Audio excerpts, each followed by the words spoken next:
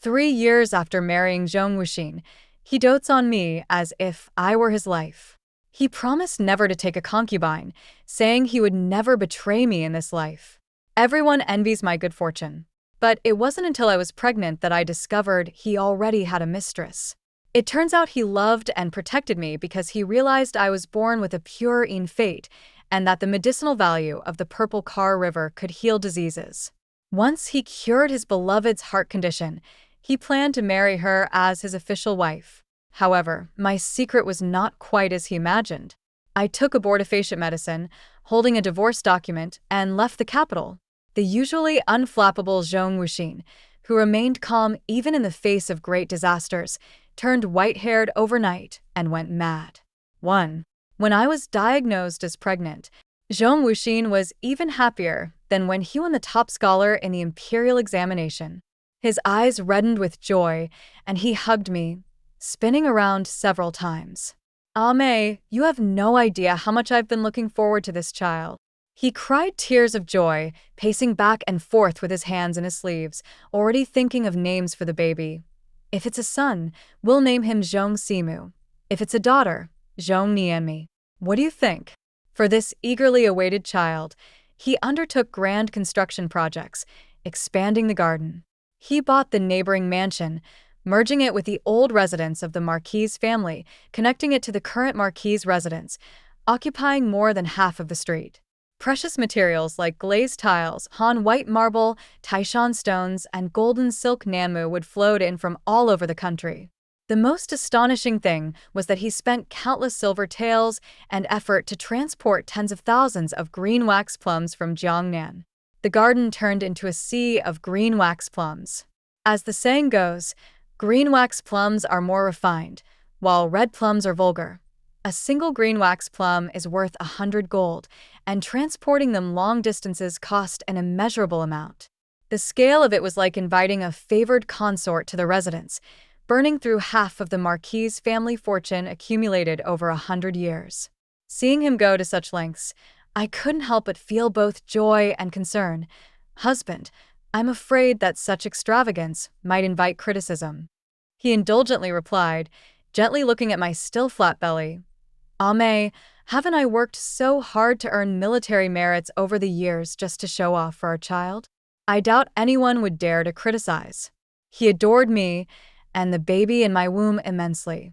Vietnamese cinnamon, Chongbai ginseng, Taishan lingji, top-grade birds' nests, all sent to my room without cost. Fearing it would disturb my rest, he moved out of my Qinggui courtyard and stayed in the study day and night.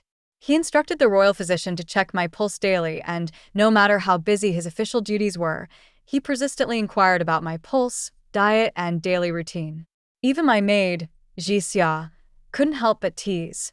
"The young master treats the young mistress like a precious gem. He looks at her as if she's a priceless jewel, and there are 2 of those jewels, but only one is treasured like this." Everyone said that Zhong Wuxin loved his wife as if she were his life. Even though the Xie family had fallen into such decline, he never abandoned me and insisted on marrying me.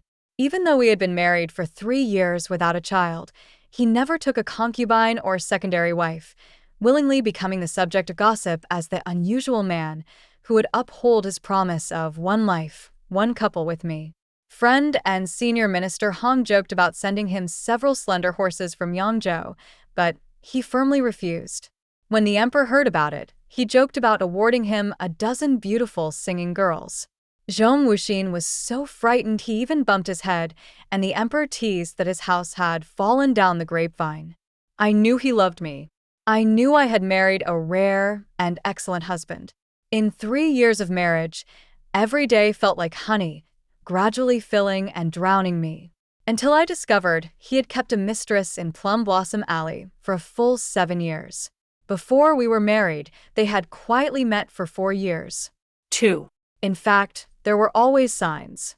But those deeply in love often make excuses for their partners even when they have doubts. For example, when people admired the Marquis' plum forest, Zhong Wuxin always had a gentle smile. "My wife loves plums, so naturally, I must not disappoint her refined taste." He knew full well that I favored osmanthus, not plums. My Chingue courtyard was filled with old osmanthus trees.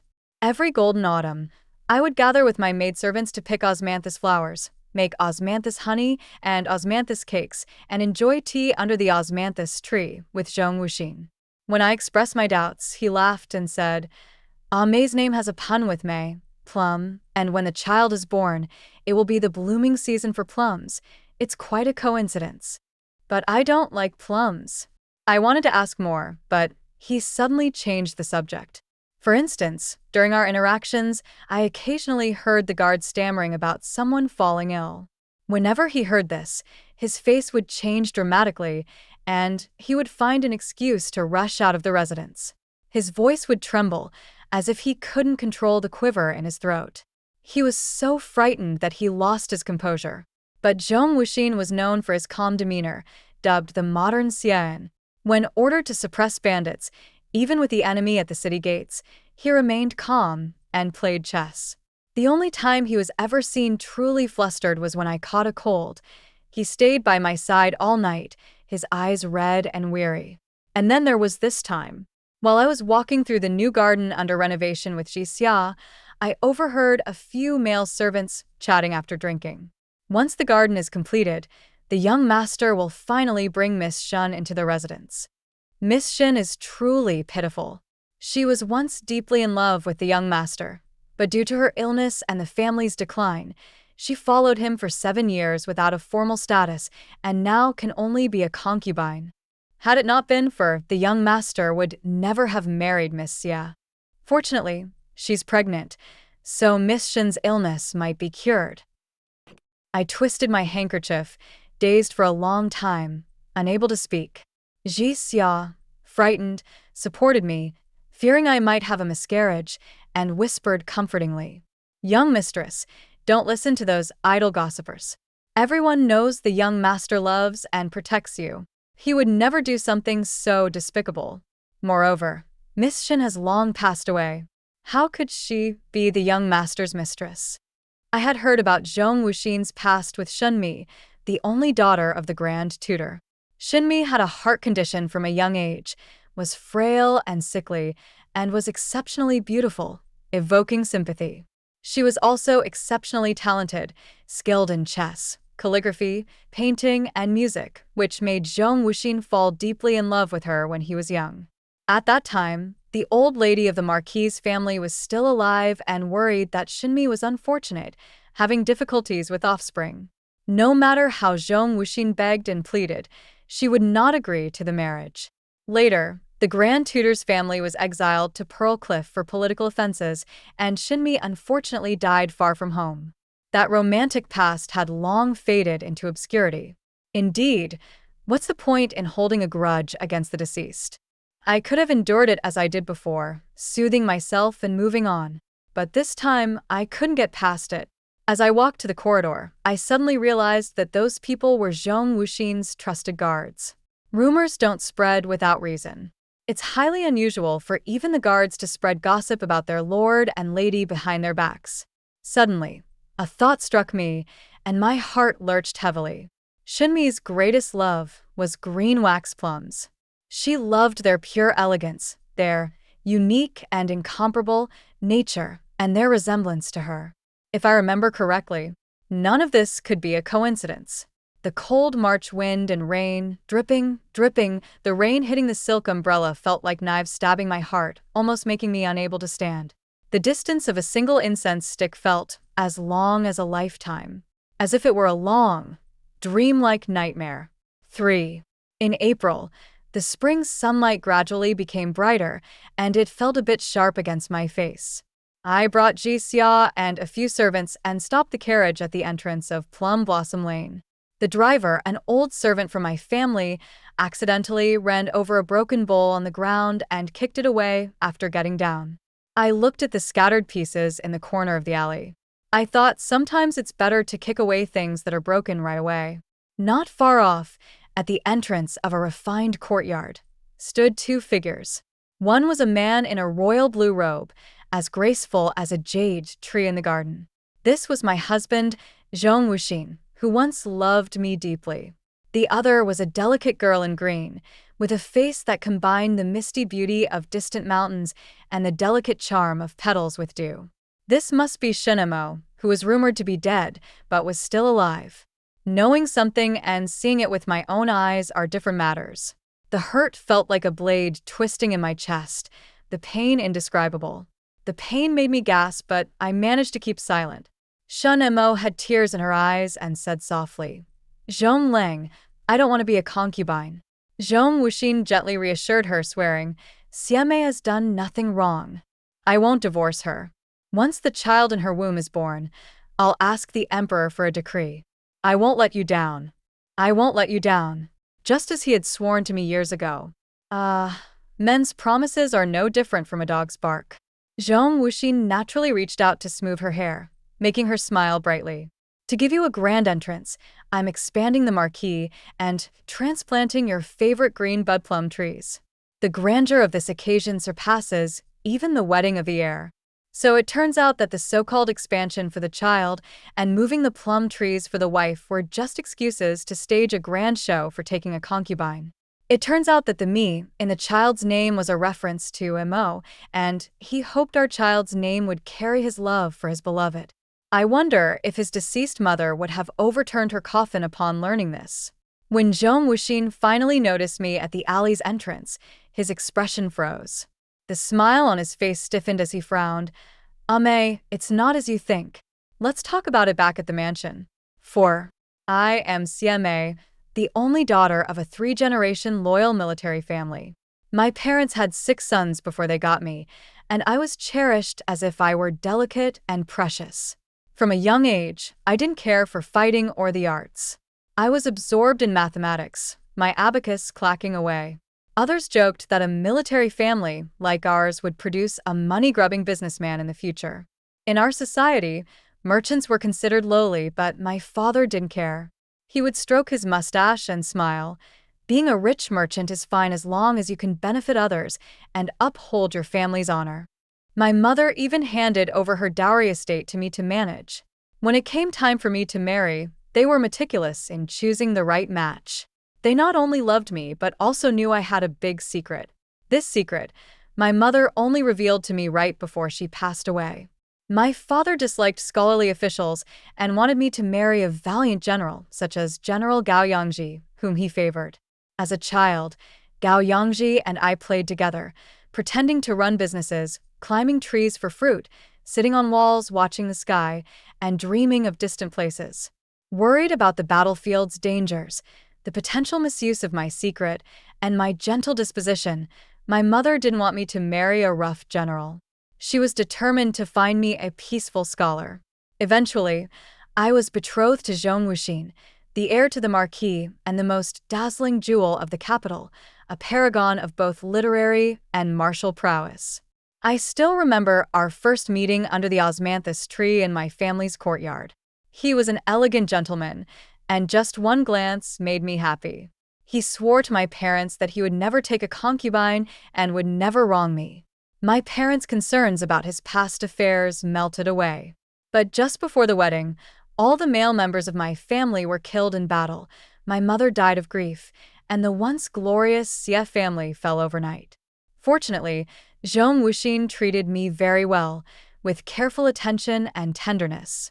He would braid my hair with his skilled hands and use his strong hands to paint my eyebrows. I made him blood-red tea, and he carved a seal with his promise of a lifetime. He would bury his head in my neck, whispering over and over, "Wherever you are, that is my home." In his notes, he wrote his love for me. With a wife like this, what more could a husband ask for? The love and care felt real, not fake. Growing up carefree, I faced the downfall of my family and fell in love with someone who felt like a sudden opening of a closed valley, with the wind and roses pouring in endlessly. I dedicated myself to managing the Marquis's affairs, never missing a detail, and was deeply loved by the people. I cared for my mother-in-law without error. I took care of him, who was poisoned, and pulled him back from the brink of death. If I had known the outcome today, I would have preferred never to meet or love him. 5. The blue sky, green leaves, and the air in the Qinggui courtyard felt frozen. Zhong Wuxin's eyes were gloomy, and his lips were chapped. Red marks were faintly visible on his pale neck, as if revealing the lingering affection he shared with Shen Mo. Ame, I won't hide it from you anymore. Shen Mo was frail and unfortunate, following me all these years without complaint. I must give her a proper status. She has faced so much hardship. I must hold an umbrella for her. I can't just ignore her. Seeing my troubled expression, his brows furrowed into two small swords, his tone gentle but firm. She's not competitive and has high moral character. She won't affect her position as the main wife. He spoke so casually about taking a concubine, as if it were as ordinary as drinking water. I smiled lightly, but my eyes were filled with boundless desolation.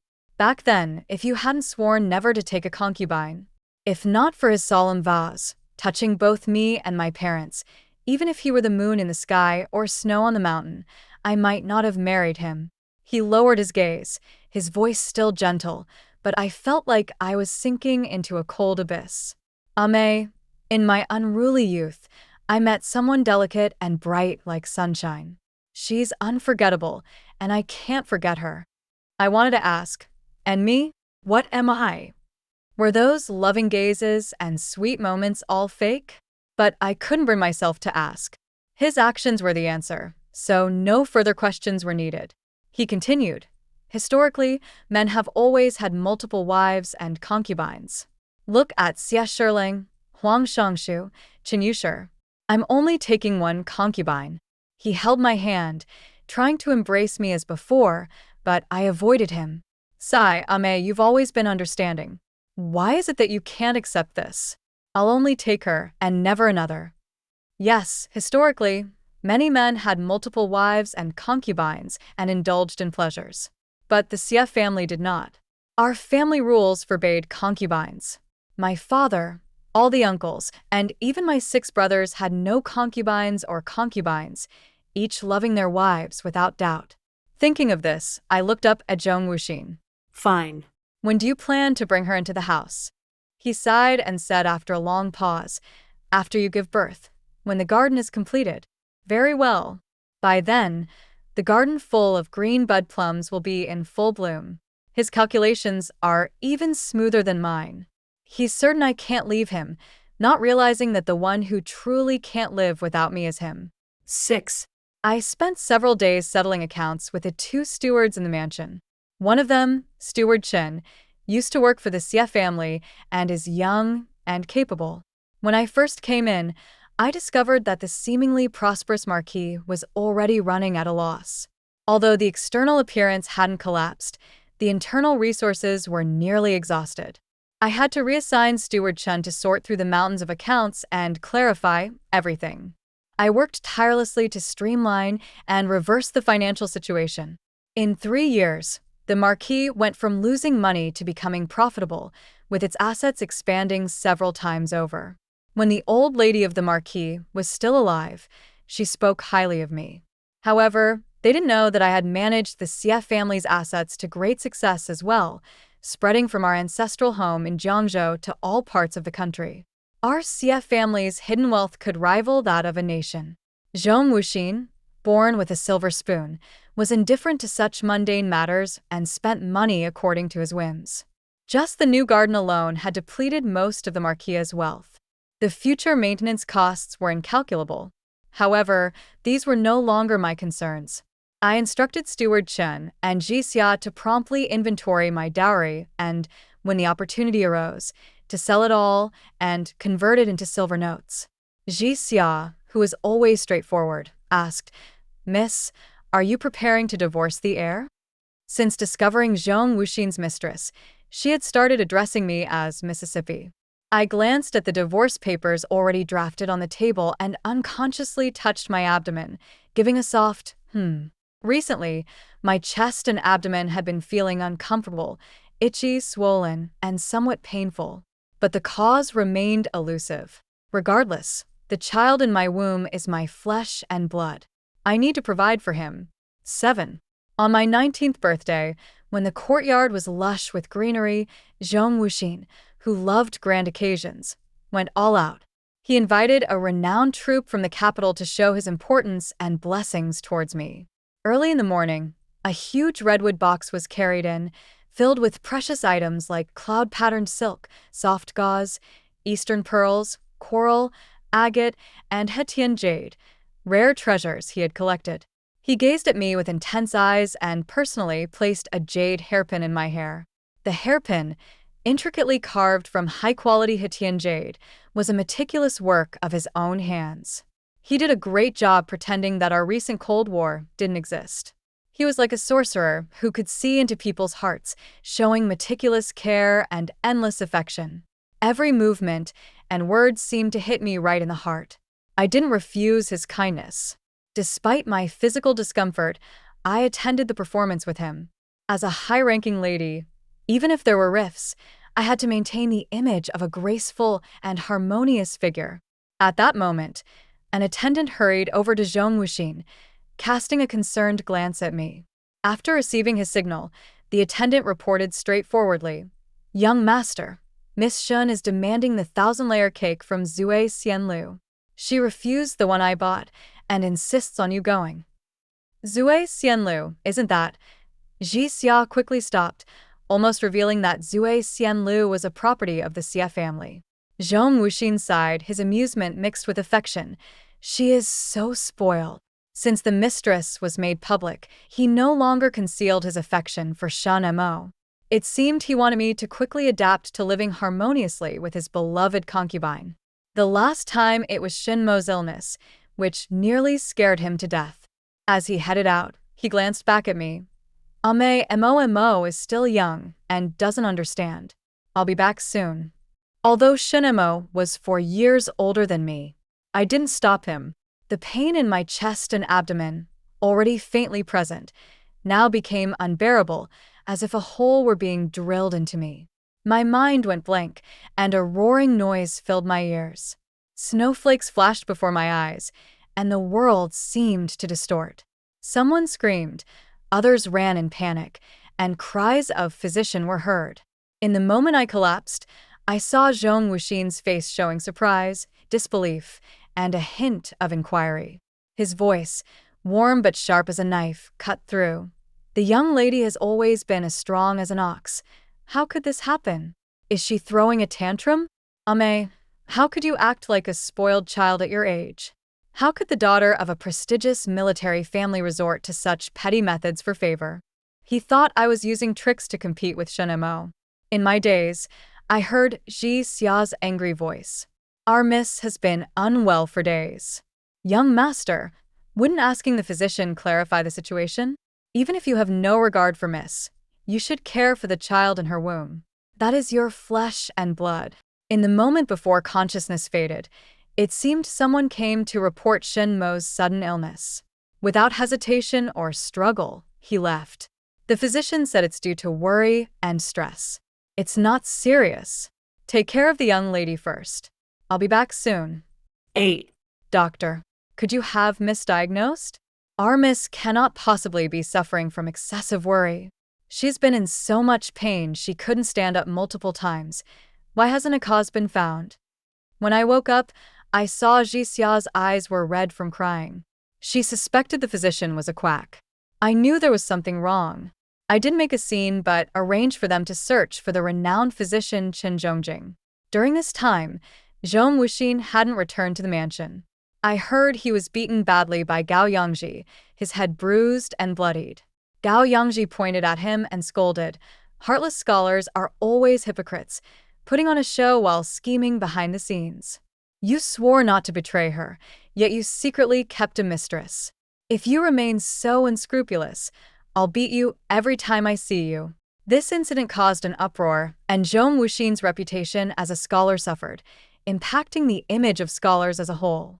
For Zhong Wuxin, who valued his reputation, this was worse than death. The construction of the garden was halted, and the marquis's public accounts were empty. Zhong Wuxin couldn't believe it. After listening to the steward's accounts, he was left speechless. As my health improved somewhat, I instructed steward Chen to expedite the sale of my dowry and sent all former servants of the Xie family back to the old residence in Jiangzhou to focus on developing the family's assets. The governor of Jiangzhou had sent multiple letters, thanking the Xie family for their business acumen and contributions to the country. At midnight, Zhong Wuxin, drunk, was helped into the Qinggui courtyard. He vomited uncontrollably and babbled incoherently, as if all his past composure and propriety had been burned away by the strong liquor. He grabbed my hand and wouldn't let go, pulling at my large sleeve until it came off. He didn't see the small new scar overlapping an old scar on the inner side of my white arm. To be precise, the new wound had already scabbed over and would not reappear. I had made him tea for many days. He was drunkenly tearful. Did I do something wrong? Was it wrong to stubbornly row against the current, wrong to seek sweetness in a barren land, or wrong to love her so much? She should have been my legitimate wife. Now I can only make her a concubine. She's so wronged. Why must Xie Mei be so jealous? Why provoke a rough soldier and degrade me like this? He was too drunk, and his mind was addled. It was he who had come to seek marriage first, not my family who had begged for this match. He once said he admired me greatly. He said he wished for a devoted partner to spend his life with. Now, with flushed cheeks, he expressed his dissatisfaction. These words must have been hidden in his heart for a long time. Xie Mei, haven't I been good enough to her? I've tried my best to love her. Does she think I need only her? Uneducated and unsophisticated, always calculating, smelling of money, dull and boring, unlike Mo. More filthy words followed. Ji Xia, red-faced and furious, stormed out. Something dripped onto the bedding. I touched my face. It was damp. It must be the strong night breeze that blurred my vision. I had Zhong Wuxin dragged away and thrown into the large water tank in the courtyard to sober up. I scrubbed my arms repeatedly with clean water where he had touched, until my skin was red, still feeling unclean. Looking at him again, I felt disgusted. 9. The next day, a sober Zhong Wuxin arrived at Qinggui courtyard. His voice was hoarse, and he looked exhausted. On closer inspection, small red spots were visible on his face, symptoms of residual poison from a poisoned arrow. He showed overly attentive concern for my illness, the child, and my recent rest and routine. His belated care and feigned affection were nauseating. Then he got straight to the point. Ame, I've thought it over. I want to marry Mo as my legitimate wife. I cannot continue to wrong her. I will ask the emperor for permission with my accumulated military achievements. I clearly noted his choice of words. I want to marry Mo as my legitimate wife, not I would like to marry Mo as my legitimate wife. He was here to inform me. A legitimate wife, or pingqi, is equal in status to a principal wife, commonly seen in merchant families but rare in noble families, often requiring imperial approval. When he proposed, my father did not agree. He insisted on joining the army under my father's command, fighting bravely, and changing my father's stereotype of scholars. He said he would accumulate military achievements to gain my father's approval and provide a proud father for our future child. Now, he claimed to be accumulating military achievements for someone else. I remained unmoved, simply nodding. As if trying to comfort me, he took my hand. Ame, in my life, there are only you and Mo. I am content. I shook off his hand, brushed myself off, and handed him a divorce decree. He was shocked and angry, grabbing the decree and tearing it to pieces before storming off. I never said I would divorce. Why must you be so stubborn? I blame myself too for being so stubborn in the beginning. I met so many people, yet I foolishly chose him.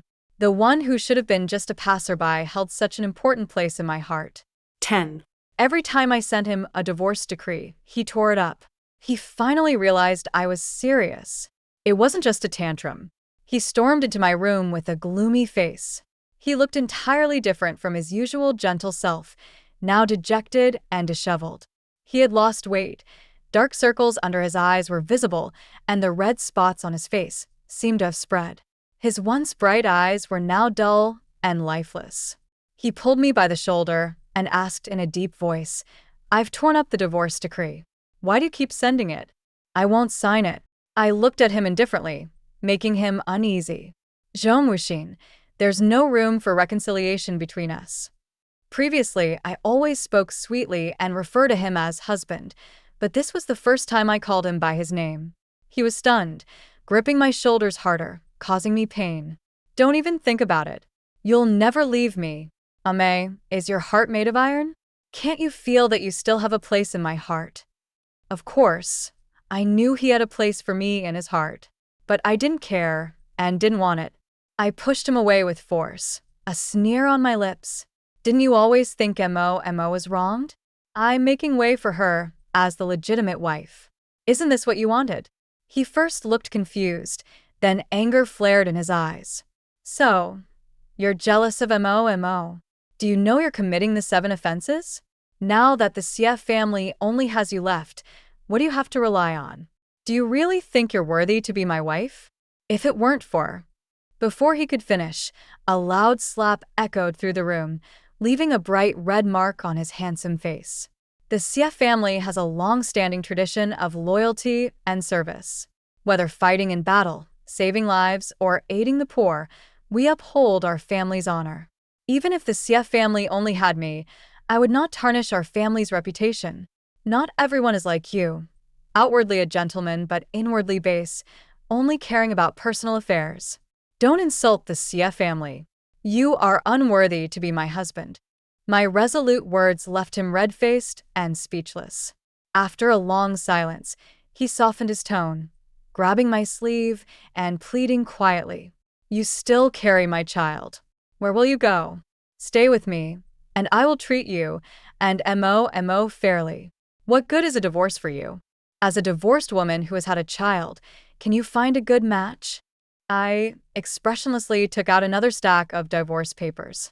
"You don't need to worry about that. Just sign here."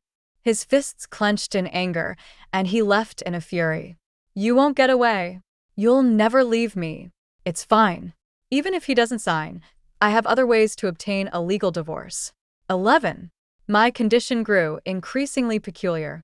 Normally, a pregnant woman only begins to show after 4 or 5 months, but not only did I experience frequent, unexplained pain and itchiness, my belly was also becoming more and more pronounced. I sought information everywhere. The renowned Dr. Qin Zhongjing was staying at Qiuxia Temple on the outskirts of the capital. After Dr. Qin completed his diagnosis, I felt as if my very soul had been shattered, my body paralyzed on one side, and I was teetering on the brink of death. I sent Jixia to the carriage and wanted to be alone. I walked slowly to the main hall, as if walking on clouds. By coincidence, I ran into Shinmi, who was there to worship Buddha. Until this moment, I didn't hate her and had no intention of harming her. Even if Zhong Wuxin had wronged me for her, it was Zhong Wuxin's fault, not hers. Yet she came up to me, slightly lifting her chin, her eyes fixed on my protruding abdomen, smiling sweetly.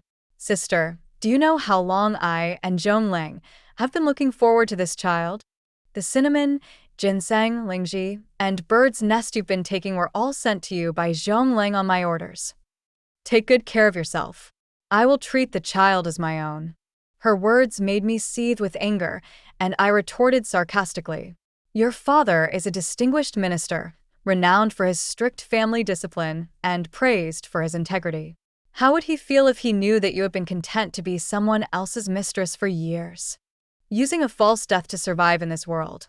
If I were you, I would rather buy a block of tofu and end it all."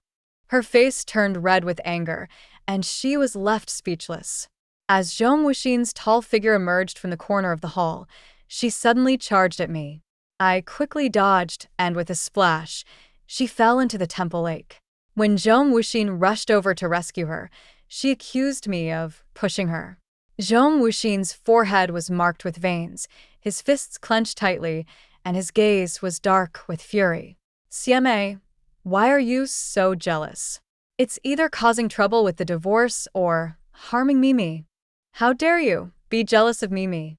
She is the one I've cherished since youth, the one I rely on. Apologize to Mimi now. Shinmi, drenched and curled up in his embrace, had tears in her eyes, looking pitiable. I brushed off my sleeve as if touching something filthy. Miss Shin, do you think I would fight you over a man in a heap of garbage? You're mistaken. He's someone I don't want. I actually hope the two of you last forever. You two are like a lame donkey and a broken mill, made for each other. Shinmi, still weeping, had a delicate, shattered beauty. Zhonglang's sister didn't mean it. She was just irrationally envious of this jade seal you made for me. She took out a jade seal. At the top was a vivid likeness of her, with her name engraved at the bottom and 8 small characters on the side. Love deeply for a lifetime. Wish for a heart of one. Zhong Wuxin was a master of jade carving, and his works were priceless. Upon hearing this, Zhong Wuxin's expression changed drastically. He set the still wet Shinmi aside. The once great scholar was not a fool. The light in his eyes dimmed little by little, and his voice, trembling, was barely audible. Mimi, did you say that the young lady pushed you into the lake because of this jade seal? Shinmi sensed something was amiss, but, without time to think it through, could only nod. Oh, my dear Zhonglang, anyone who loves you would carve a seal for her, I said leisurely, pulling out another jade seal, this one with my own likeness. I have many such seals in my room, enough to open a shop. Then I gripped the seal tightly and threw it into the lake. But I don't care about these things anymore. Anyone who wants them can have them. With that, I called for Ji Xia and the carriage driver, leaving without a second glance. Zhong Wuxin, in a panic, chased after me. He stumbled on the steps, almost falling. Feeling bitter and uncomfortable, he could only manage to say, "May, I'm sorry. I shouldn't have wronged you." The sound of the wheels of the carriage rolled away, and his unfinished words were drowned in the setting sun. 12. Zhong Wuxin stood outside Qinggui courtyard for several nights. He learned that I had consulted Dr. Qin Zhongjing and wanted to come to inquire about the child and to soothe my emotions. No one opened the door for him. In the heavy dew, his single garment barely kept him warm. His eyes were red, resembling a trapped beast.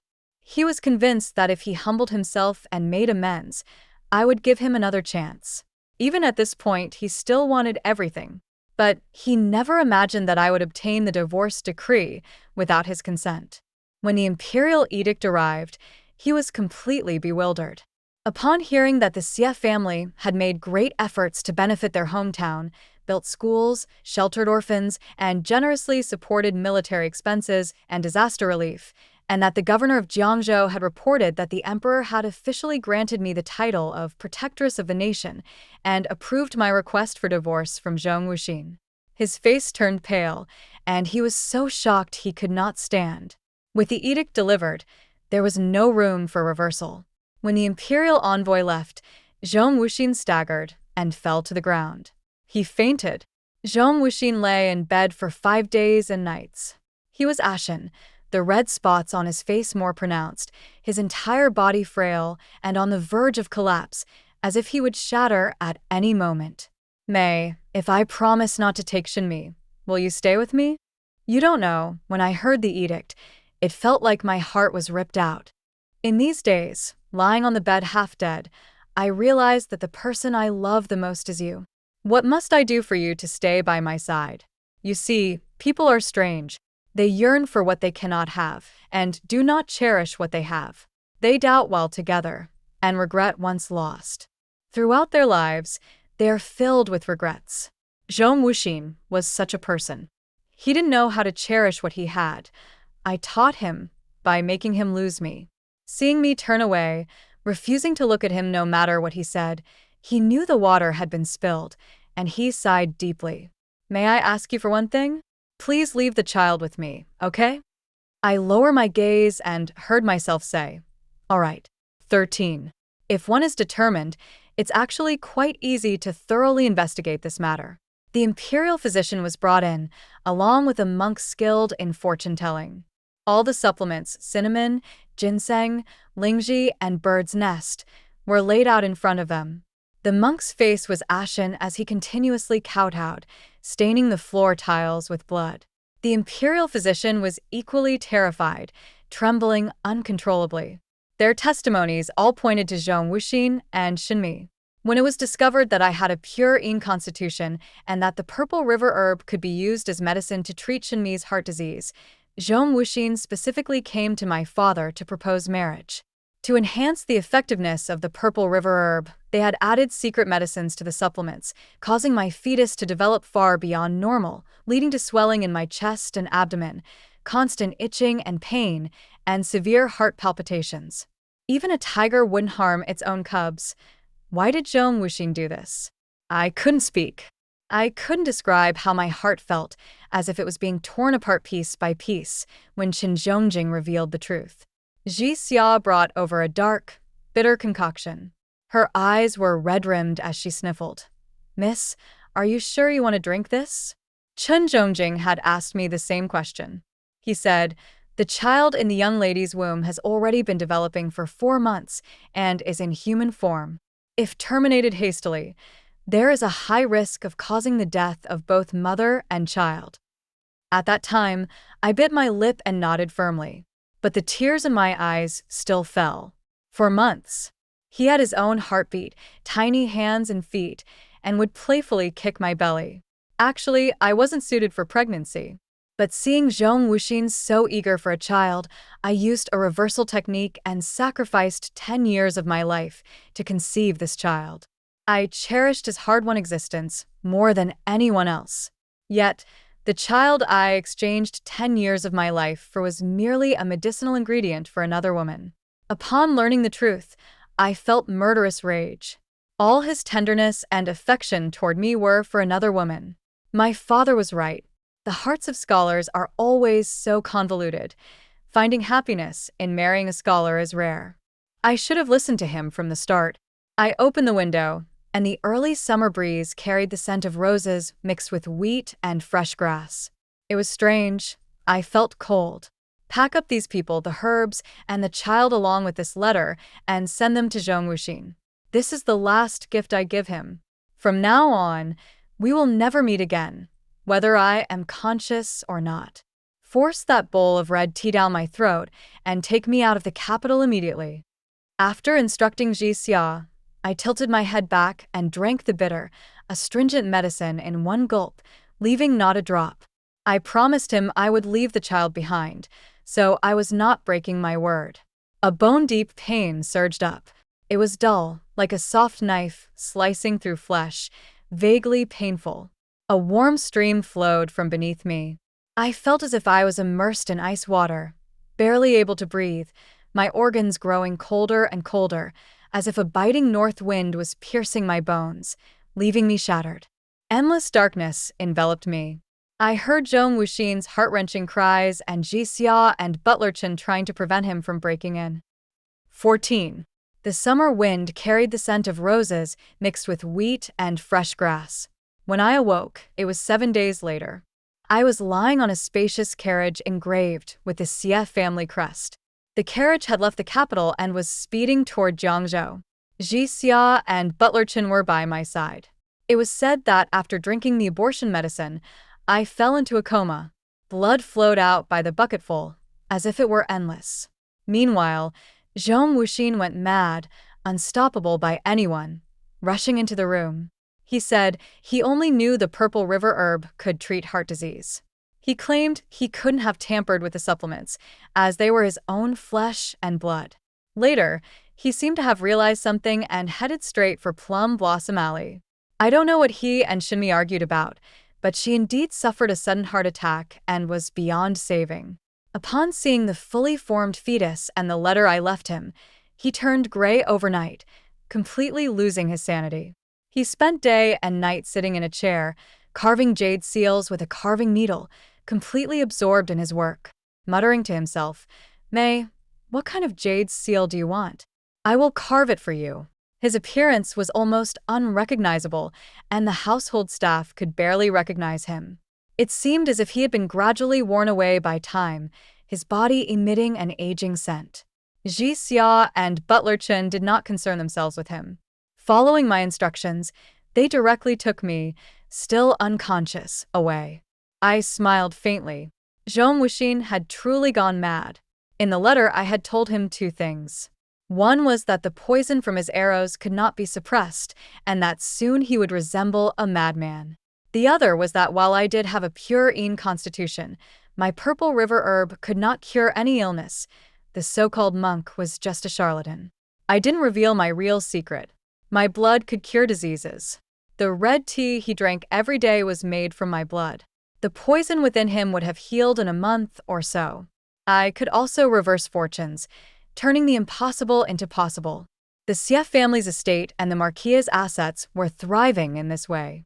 At that moment, as I sat in the carriage and looked up, I saw birds flapping their wings, soaring high across the boundless blue sky before disappearing into the clouds. Behind me, the sound of hoofbeats approached. Gao Yangji, riding a tall horse, chased after us. "Miss Xie, may I still escort you a little further?" I shook my head. My father had once said, I was not a weak woman. I could accomplish remarkable things on my own. The hoofbeats gradually faded away. In my mind, mountains, seas, deserts, forests, valleys, and the great wings of eagles appeared. This was the further destination I aimed for.